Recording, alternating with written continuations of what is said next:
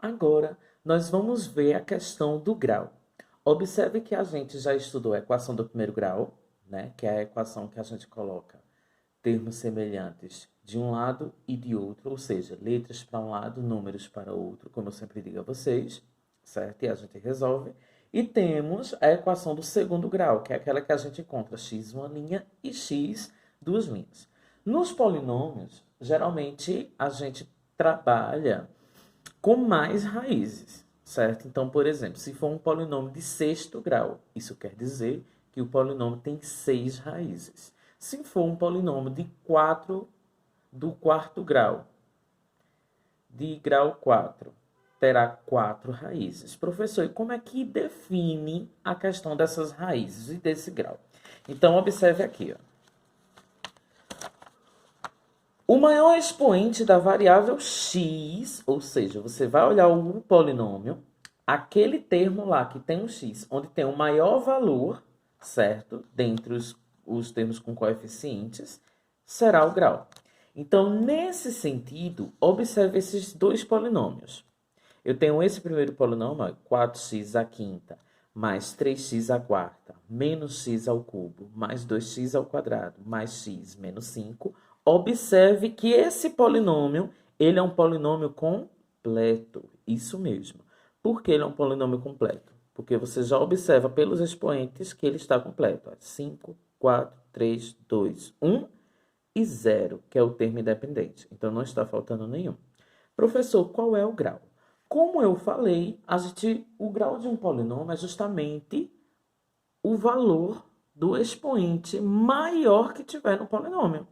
Então, se a gente observa esse polinômio todinho, qual é o x que tem o expoente maior? O do primeiro termo.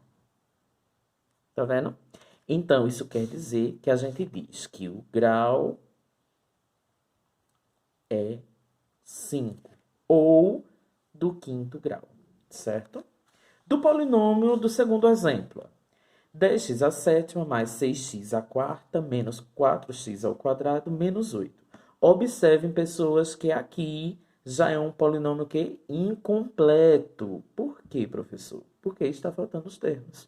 Observe, 7, depois do 7 deveria vir o sexto, já pula para 4, tá vendo? Depois do sexto, quinto, tá vendo? Para depois vir esse 4. Depois o 3, que está faltando aqui também. E o 1 que está faltando aqui também, antes do termo independente.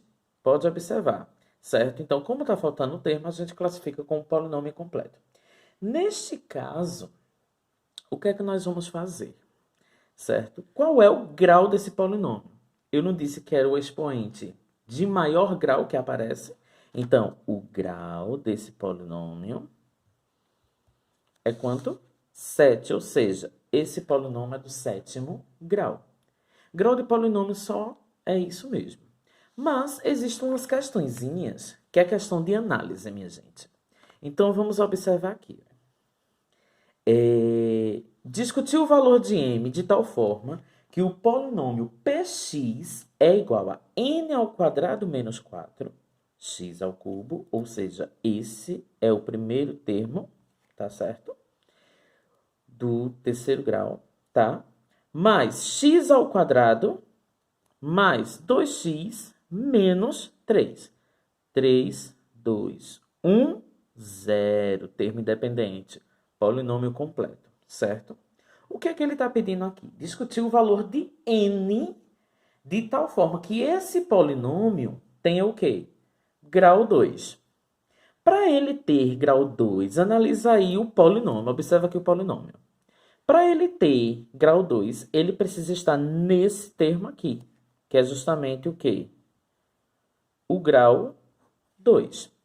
Mas para esse polinômio ficar a partir desse termo, o que ele pede?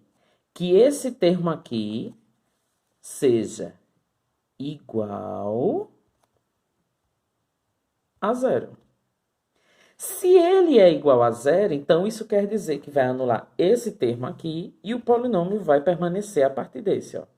Vai se transformar em um polinômio de segundo grau, certo? Mas, tendo esta análise, o que é que ele quer? Ele quer saber o valor de n, certo? Qual será o valor desse n para que, quando a gente substituir esse n aqui, né, e calcular, essa expressão que está dentro do parênteses se torne zero? O que é que eu vou fazer? Para ele se tornar de segundo grau, esse termo aqui tem que ser o quê? Igual a zero. Então, nada mais, nada menos que uma equação. Eu vou montar aqui. Então, observe. N pega esse termo aqui dentro do parênteses, que é o coeficiente, tá vendo? A gente não mexe nada com x ao cubo, só aqui, ó.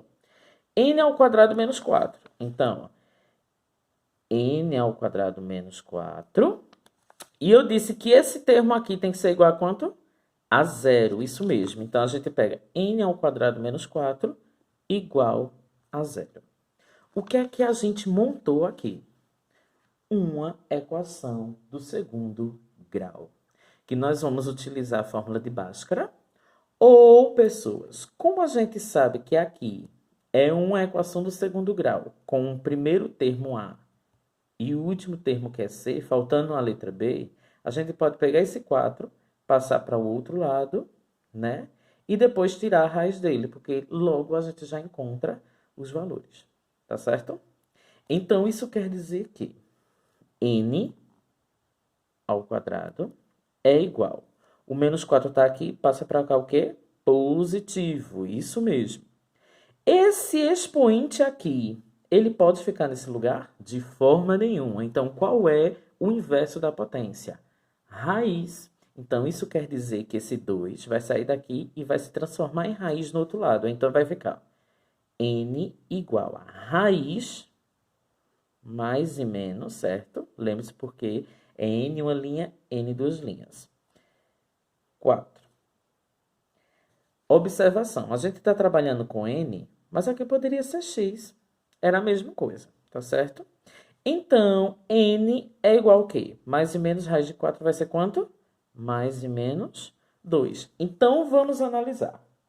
Se eu colocar aqui 2, vai ficar 2 ao quadrado, não é isso? Então, 2 ao quadrado, 4. 4 menos 4, 0. Perfeito. Ia tirar esse termo para ficar o do segundo grau, que é o que ele quer, ó. Tá certo? O valor desse n, para que quando a gente colocar aqui, esse termo se torne 0 e permaneça a partir do segundo grau, tá? Se eu colocar menos 2, se eu colocar menos 2 aqui, menos 2 ao quadrado, vai ser menos 2 vezes menos 2, então vai ser 4. Então, 4 menos 4, 0 também. Então, perfeito. A resposta no valor de n será mais e menos 2. Tá ok?